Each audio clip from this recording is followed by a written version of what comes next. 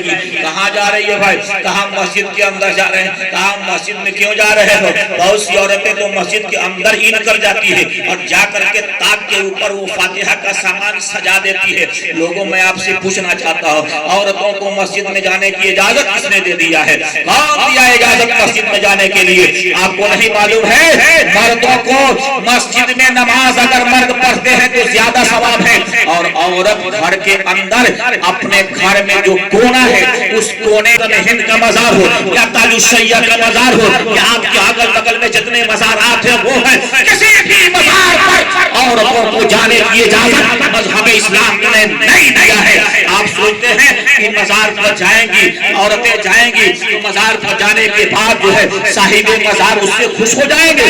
یاد رکھیے عورتیں اگر مزار پہ جاتی ہیں تو صاحب مزار خوش نہیں ہوتے ہیں, اس عورت سے ناراض ہو جاتے ہیں. آقا صلی اللہ علیہ وسلم نے فرمایا ہے وہ جائے گا اپنی بیوی سے ملنے کے لیے, وہ جائے گا اپنی ساس سے ملنے کے لیے, مگر اس کے ساتھ جو اس کا 5-6 دوست جاتا ہے اس کو کس نے اجازت دے دیا ہے؟ آپ اس کو تو روک سکتے ہیں کہ نہیں تم لوگوں کو جانے کی اجازت نہیں ہے. وہ گھر کے اندر آنگن میں جا کر کے وہ لونڈے اور چھوکرے کیا کرتے ہیں؟ آپ نے کبھی غور و فکر کیا ہے تو وہ کیا کرتے ہیں؟ وہ ہماری بیٹیوں پر نظر ڈالتے ہیں, ہماری بہنوں پر نظر ڈالتے ہیں. آپ نے کبھی سوچا اس کے بارے میں؟ میں آپ سے کہنا چاہوں گا آپ ان تمام غلط رسم و رواج کو ختم کیجئے اور تنہا دلہے کو اندر جانے کی اجازت ہے آپ اسے لے جائیے اور وہ بھی گھر کا آنگن میں جتنی عورتیں ہیں اس کے لیے جو جائز ہے دیکھنا اسی کو رکھیے اور جو غیر محرم ہے اسے ہٹا دیجئے اور جو رسم ہے لیکن غلط رسموں سے بچنے کی کوشش کیجئے گا. غلط رسم نہ ہو پائے جس سے ایمان برباد ہونے کا خطرہ ہو جائے. غلط رسم کبھی کرنے کی کوشش نہ کیجئے گا.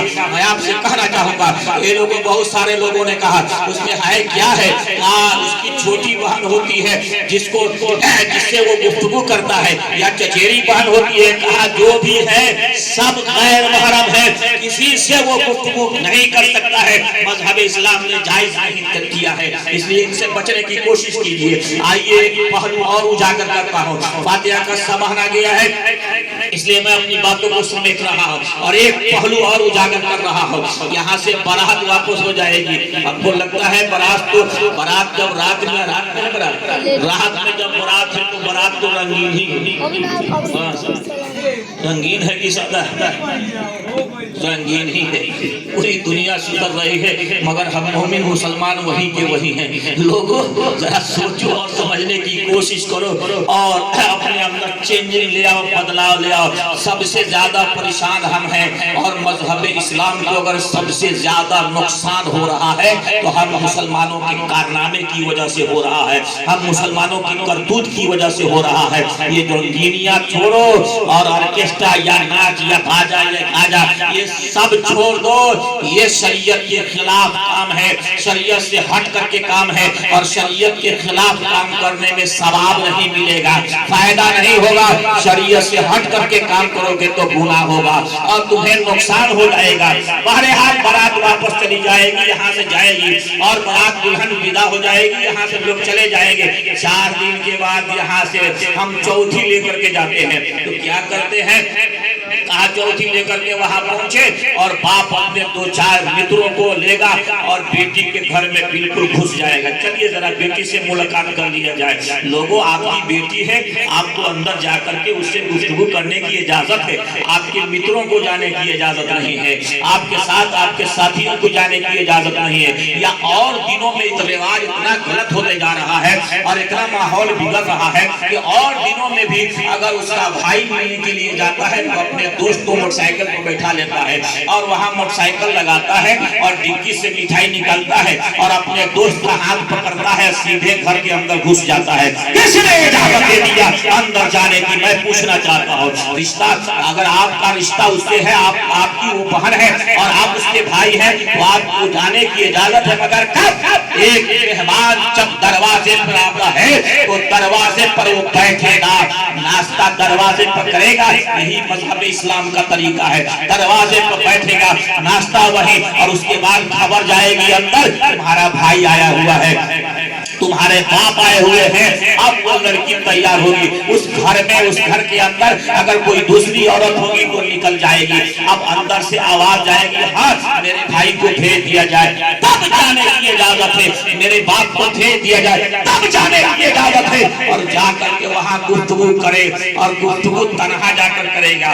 बाप है तो तन्हा जाएगा, अगर भाई है, खास भाई है तो वो जाएगा। चचेरे भाई को जाने की इजाजत नहीं है, और मेरे भाई को जाने की इजाजत नहीं है, फुफेरे भाई को जाने की इजाजत नहीं है, फलेरे भाई को जाने की इजाजत नहीं है। आज समझो इसमें मुलविस है, फुफेरा भाई जाता है, फलेरा भाई जाता है, चचेरा भाई जाता है, और उसके शौहर को शक हो जाता है, क्या बात है कि ये आ रहा है, क्या बात है कि मिलने आ रहा है, क्या बात है कि फूफू का बेटा आ रहा है। और इसी से मियां बीवी के दरमियान अनबन हो जा रही है और परेशानियां बढ़ती जा रही है, शक उसका हो जा रहा है, रिश्ता टूटने के आखिरी अंतिम तक चला आता है। इसलिए इन तमाम चीजों को बंद कर दिया जाए, जो तरीके मुस्तफा है उसको इख्तियार किया जाए, तो इंशाअल्लाह तबारक व तआला जो रिश्ता हुआ है वो हमेशा रिश्ता बरकरार रहेगा, और उस रिश्ते में बरकत ही बरकत होती नजर आएगी। आइए मैं आपसे पूछना चाहता हूँ, एक आखिरी बात बताना चाहता हूँ, पैगंबर इस्लाम सल्लल्लाहु अलैहि वसल्लम की जमाने की बात सुनिए। आका सल्लल्लाहु अलैहि वसल्लम को जब खबर हुई कि मेरी बेटी फातिमा तो ज़हरा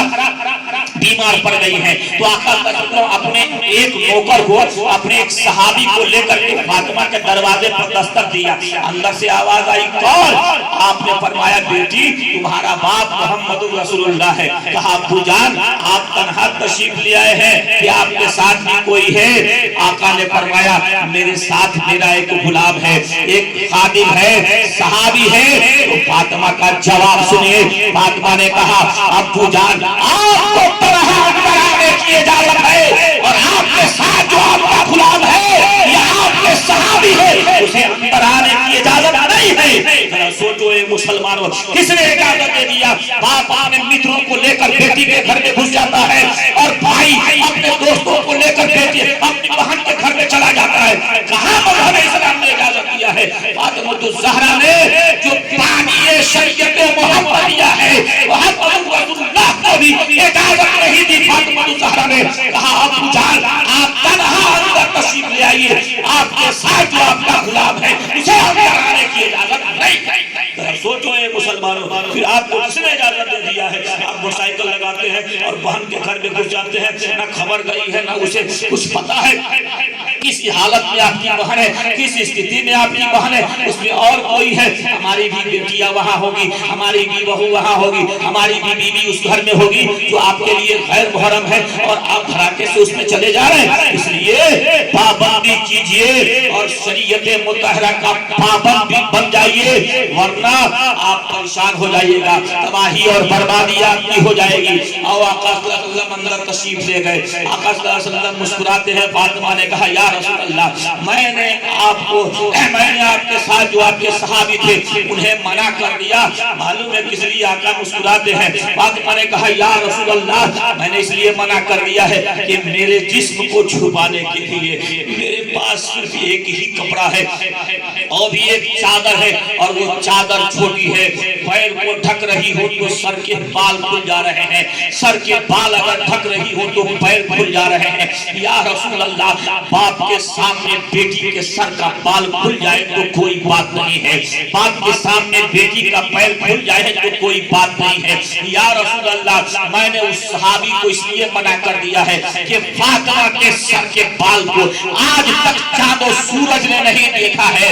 या रसूल अल्लाह, वो सहाबी गैर मुहर्रम है मेरे लिए, उनकी क्या मजाल कि फातिमा के चेहरे या फातिमा के सर के बाल पर उनकी नजर पड़ जाए। फातिमा तो ज़हरा का ये कमाल है, और ये पर्दा है, और औरतों को पर्दा करने का हुक्म दे दिया, और इससे सबक सीखना चाहिए उन औरतों को जो कहती है हम कनीज़े फातिमा है, हम फातिमा की बताई हुई बातों पर अमल करते हैं। अपने आप को पर्दे में रखो और अपने आप को तरीके मुस्तफा पर चलाओ, इंशाअल्लाह तबारक व तआला तुम यहाँ یہاں بھی کامیاب رہو گے، محشر کے میدان میں بھی کامیاب رہو گے۔